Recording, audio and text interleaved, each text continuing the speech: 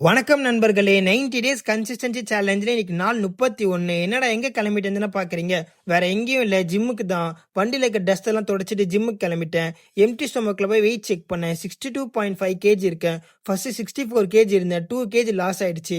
பரவாயில்ல, again build பண்ணிக்கலாம். இன்னைக்கு லெக் அண்ட் ஷோல்டர் தான். இன்னைக்கு உங்ககிட்ட வெயிட் லாஸ் பத்தி பேசலாம்னு இருக்கேன். வெயிட் லாஸ் பண்ணணும்னா சாப்பிடாம இருந்தா வெயிட் லாஸ் பண்ணலாம்னு சொல்றது எல்லாமே ஒரு முட்டாள்தனம். சாப்பிடாம இருந்தா ஒரு கட்டத்துக்கு அப்புறம் உங்களால முடியாம ஓவரா சாப்பிட்டுருவீங்க. அதுக்கப்புறம் உங்க மோட்டிவேஷன் இழந்துருவீங்க.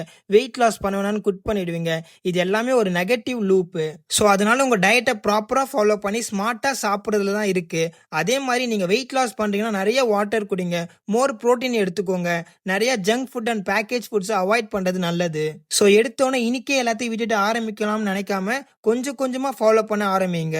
ஸோ ப்ராப்பரா ஃபுட் எடுத்தா உங்க பாடி வெயிட் லாஸ் பண்ண ஆரம்பிக்கும். ஓகே, இப்போ டெய்லி விளாக்ஸ்ல வருவோம். ஜொஹர் தொலைட்டு அஸ்ரத் கூட பேசிட்டு இருந்தேன். அஸ்ரத் காலையில கேக் அதிகமா சாப்பிட்டுருப்பார் போல.